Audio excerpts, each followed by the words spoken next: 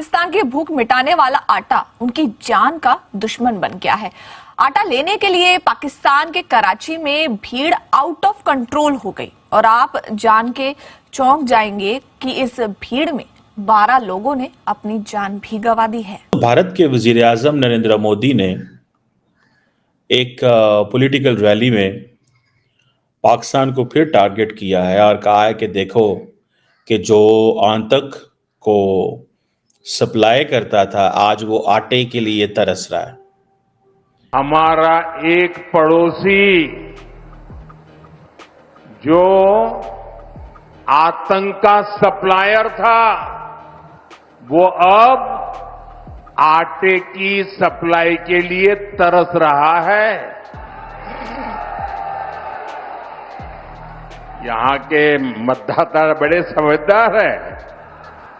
मैंने तो किसी का नाम नहीं दिया लेकिन आपको बात पहुंच गई कि आज 2023 में पाकिस्तान में जो महंगाई की सिचुएशन है, इस सिचुएशन में इन्हें आटा चाहिए, बिजली चाहिए, पेट्रोल चाहिए या फिर कश्मीर चाहिए। कि यहाँ पे तो लोगों को होप नहीं है, वहां पे at least they have a hope. देखिए दुनिया के अंदर ये चीज बड़ी इंपॉर्टेंट समझी जाती है कि either the government is on a right track or a wrong track. Narendra Modi के टेन्योर के अंदर कहा जा रहा है कि 250 million people came out of multi dimensional poverty. और ये जो चीज है कि मल्टी डायमेंशनल पॉवर्टी जो है इससे लोग निकले हैं 250 मिलियन के करीब लोग। It's a very big number, बहुत बड़ा नंबर है। और पाकिस्तान के अंदर तो खबरें ये चल रही हैं कि हमारी जो कैबिनेट पार्लियामेंट है, पार्लियामेंट के अंदर से जूते चोरी हो गए। ऑल्दो लोग नमाज पढ़ने गए हुए थे, सो लोगों से सवाल पूछा जाता है। जय हिंद दोस्तों, जैसा कि आप लोगों को पता है पिछले 5 साल से पाकिस्तान में आटे के लिए लोग एक दूसरे को मारने में लगे हुए हैं। आज अगर आटे के लिए पाकिस्तान में अपने माँ बहन को भी बेचना पड़े तो पाकिस्तानी तैयार है। इमरान खान ने यह बात 2020 में ही बोल दी थी कि आटे के लिए पाकिस्तान अपने माँ बहनों तक को बेच सकते हैं। अभी दोस्तों इसी हफ्ते का एक वाकया है कि कराची में कोई ट्रस्ट आटा बांट रहा था और आटा की लाइन देखते ही लाखों की संख्या में, मतलब रोड गली में जितने लोग थे वो सब आटा लेने आ गए और उसमें कुचल के 12 से ज्यादा लोग उसमें एलिमिनेट हुए। तो दोस्तों वही आज प्रधानमंत्री नरेंद्र मोदी जी अपने रैली में बोल रहे थे कि आतंक को सप्लाई यानी दुनिया भर में आतंक को भेजने वाला, दुनिया भर में आतंकवादियों को भेजने वाला देश आज आटे की लाइन में लगा है, आटा तक नहीं मिला। दोस्तों जब प्रधानमंत्री नरेंद्र मोदी जी ने ये कहा तो पाकिस्तान के मीडिया पे ये जो प्रधानमंत्री नरेंद्र मोदी जी की क्लिप है वो वायरल होने लगा। लेकिन दोस्तों पाकिस्तानी इसमें कुछ कह भी नहीं सकते क्योंकि रियलिटी यही है। अब रियलिटी से कैसे झुटलाएंगे, क्योंकि पाकिस्तान में आटे की शॉर्टेज की खबर CNN से लेके अल जजीरा से लेके पाकिस्तान की मीडिया खुद हर जगह ट्रेंडिंग है। इमरान खान का बयान भी ट्रेंडिंग है कि पाकिस्तानी आटे के लिए अपने माँ बहनों तक को बेच रहे हैं। कैसे पाकिस्तान बच सकता है? और आतंकवाद की सबूत तो पूरी दुनिया के पास है, अमेरिका से लेके ईरान से लेके भारत से लेके अफगानिस्तान सब सबूत पेश करते हैं कि पाकिस्तान से ही आतंकवादियों का जन्म होता है। अब नरेंद्र मोदी जो है वो कह रहे हैं कि पाकिस्तान का नाम नहीं लिया उन्होंने कहा जी भारत का एक नेबरिंग मुल्क है जो दहशतगर्दी स्पॉन्सर करता था आज आटे के लिए तरस रहा है। ठीक है, गो कि इंडिया के अंदर 800 मिलियन लोगों को सरकार आटा देती है, लेकिन वो कहते हैं हम हाथ तो नहीं फैलाते, हम खुद देते हैं ना, हम दूसरे मुल्कों से मांग के तो आपको नहीं देते। सो ये बात मतलब उनकी लॉजिक है भाई। ये बात ठीक है कि वहां पे हुकूमत खुद अपने लोगों को 800 मिलियन लोगों को आटा देती है।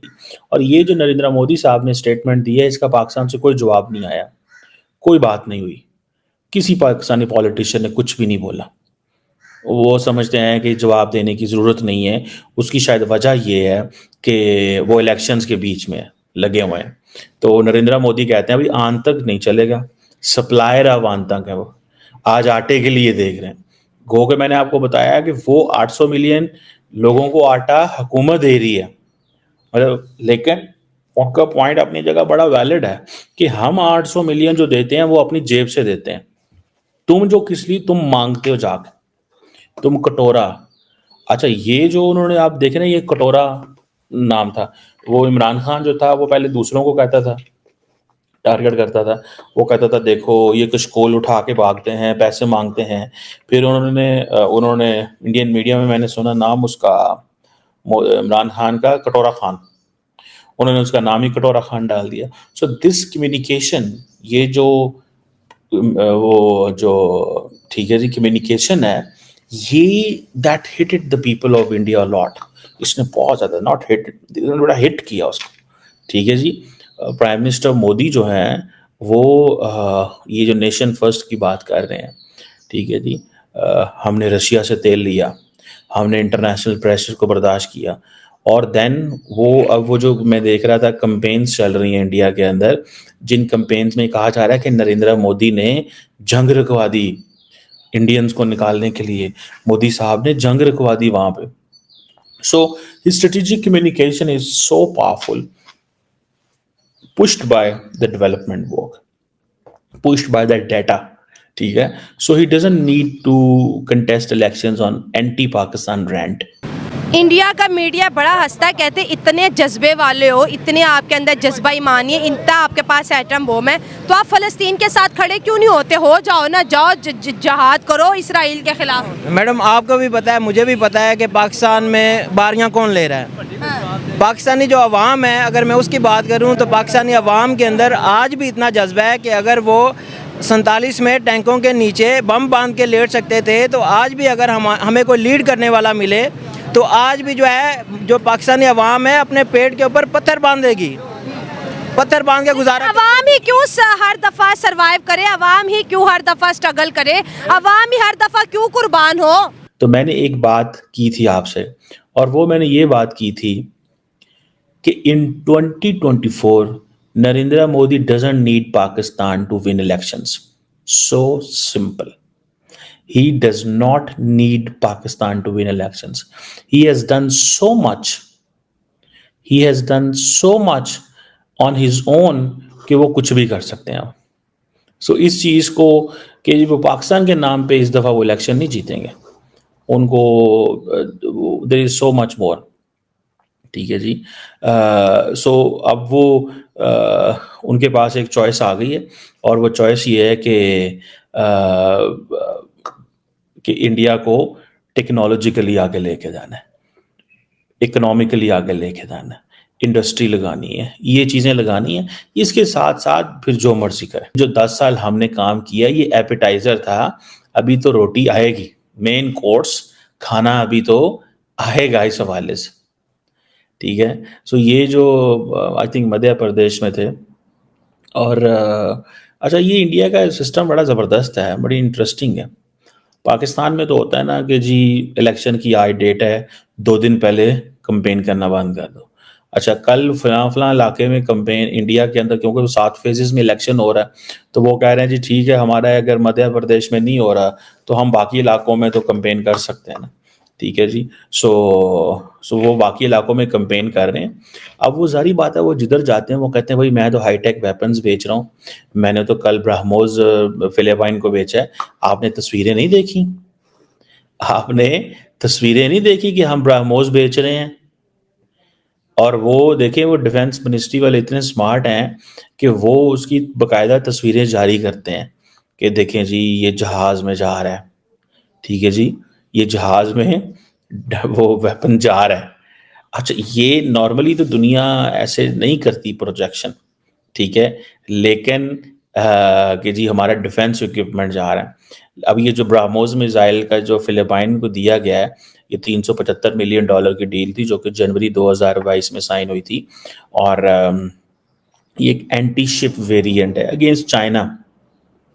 तो वो कह रहे हैं कि हम चाइना के अगेंस्ट जो ये ब्राह्मोस बेच रहे हैं उनको, वो उन्होंने।